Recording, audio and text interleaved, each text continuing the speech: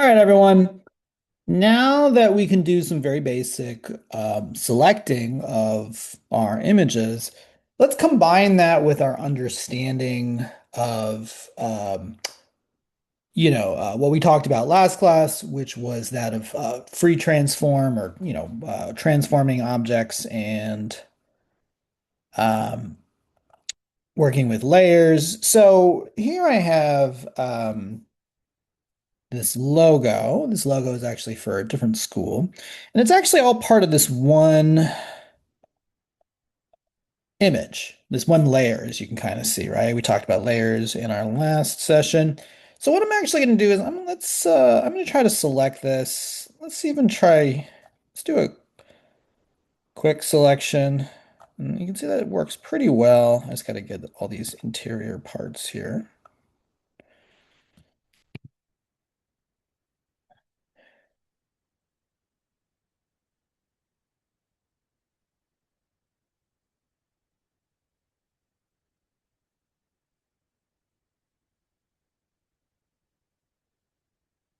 All right. And I'm just going to kind of add this bad boy. I'm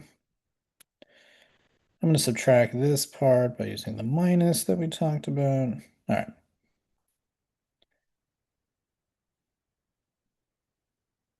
All right. Here's my image. Now, if I wanted to, I could move this. And let's say I actually wanted to put something behind it. Maybe I want to put like I want to take a football and I want to bring this in. In fact, actually, let's do that first. Let's talk about copying and pasting from one document to another. So let's open up this football. And I'm gonna select this by using one of our tools that we talked about, in this case, the quick selection.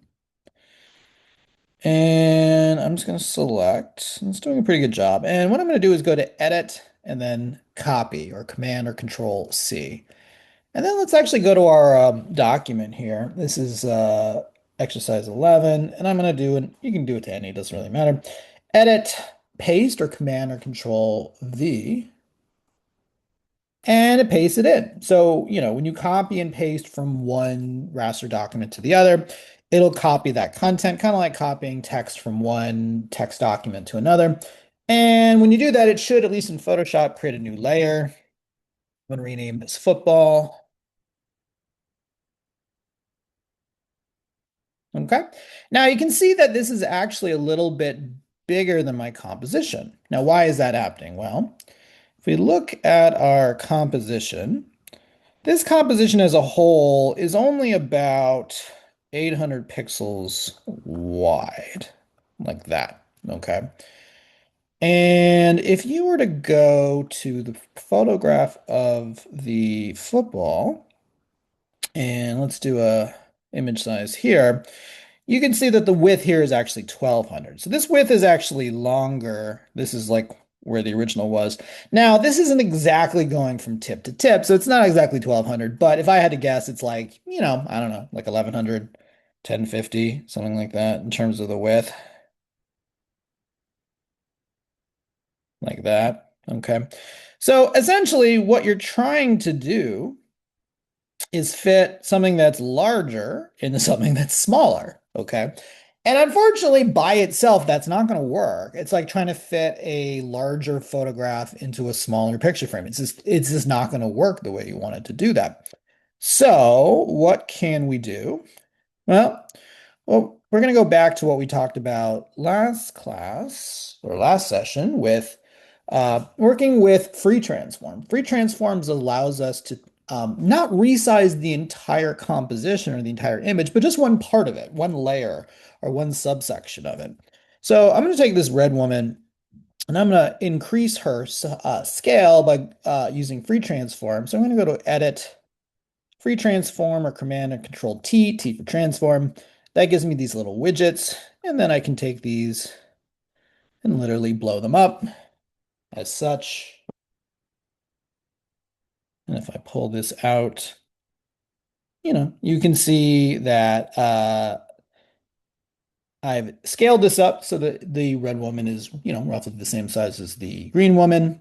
Now, you will notice if I were to deselect this that it is starting to distort it a little bit. Okay, you can see that kind of stair steppiness there.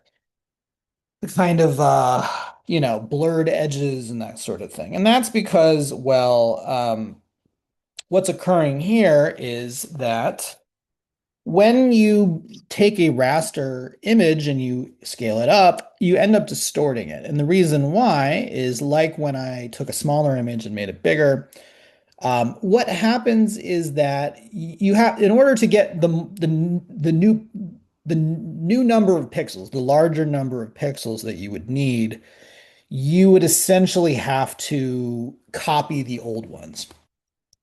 So essentially what happened is in order to get this, they had to take all of the original pixels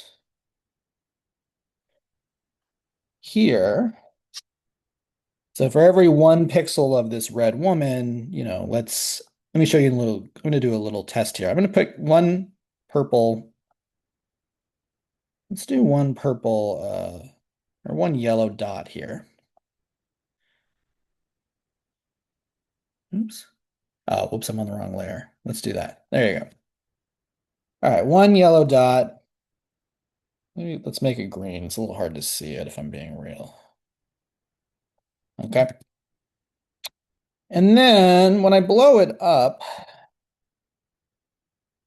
in order to, when it blows it up, it had to take every pixel and copy it numerous times. And if I actually go back in and let's view that, you can see it actually went from 1 pixel to like 9 pixels. It went both horizontally and vertically, right?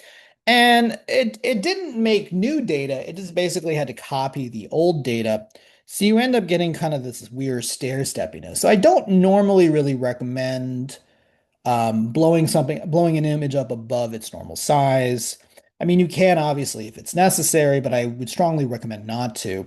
Instead, actually, if you take an image and make it smaller by going to Edit, Free Transform. So I'm doing this to the green woman, and I can actually shrink her down. You can actually, when you shrink something down, you won't get any distortion. Why don't you get any distortion? Because essentially what you're doing is throwing out pixels. You're throwing out the necessary pixels as opposed to keeping the so by getting rid of excess pixels, it doesn't affect generally your, look or design or anything like that. Other things we can do besides literally scale it is also rotate it. Here I have two arrows, which actually are the same size. They're just one is rotated and the other one is not. What I'm going to do is go to Edit, Free Transform. This allows me to rotate. You can see I can rotate in 360 degrees or one full rotation. I can hold down Shift, which would rotate in increments of about 15 degrees. This is exactly 45 degrees, which matches up to that. Bada bing, bada boom, we be done. Okay. If you want to be really precise about the way that you scale or rotate anything, what you could do if you want to be this precise is you can go under the properties panel here. And over here, you have width and height and also rotation. So for instance, if I wanted to rotate this exactly, oh, I don't know, 60 degrees, that's rotating it exactly 60 degrees. This is the size of my document at the moment measured in inches. I switched it over to pixels. So right now it's like 110 by 170. Maybe I want to make that twice its normal size. So that would be 220. And you can see it automatically uh, does the other one, and that blows it up 200%. You can see it's starting to distort a little bit because once again, we're going above the normal size. All right, so if you want to be super precise, you could do that. So I did that to do this. I'm going to go back to here. It's like, all right, well, why don't we just use the free transform tool? And I can scale this downward and maybe even do a little rotation. All right. Or I downloaded a cute picture of I think a cat. There you go. I want to bring this cat into my composition. So what I'm going to do is But use a quick selection tool here to highlight.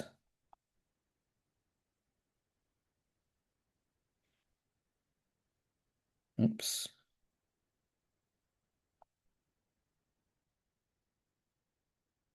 Let's do a little minus work here. Okay. All right. So I kind of went, oh, let's get the tail too. So I'm gonna use the plus to get the tail. All right, I'm going to copy Command C, and let's go to exercise 11, Command V. There you go. It's actually about the right size, but let's pretend it was too big. I wanted it a little smaller. I could do an edit, free transform, and scale this down. All right. All right, last thing I want to talk about is going back to this.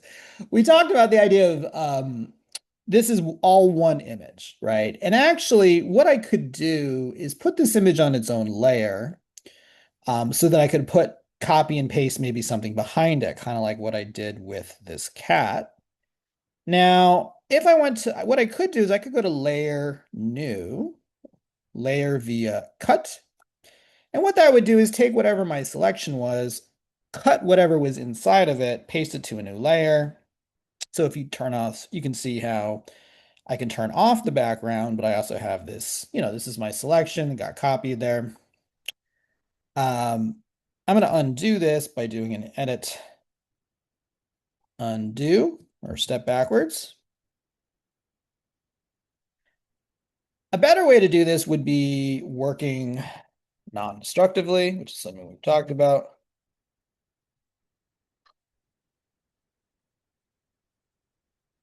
Which is meaning don't destroy layers if you don't got to do that.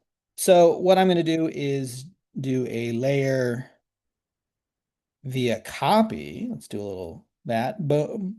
So it does put the character on its own layer, but it doesn't affect the original layer. Okay. You have any questions? Try that out. This is just making selections, copying and pasting them. If a selection is too big, you want to scale it, or if it's too small, blow it up if that's possible. You want to rotate it, you can do that. When in doubt, if something is like has a background like this, maybe separate it without deleting the original background. Okay. All of these are techniques and things I would suggest that you do. Okay, so try that out. That was exercise 8, 9, 10, and 11. Okay.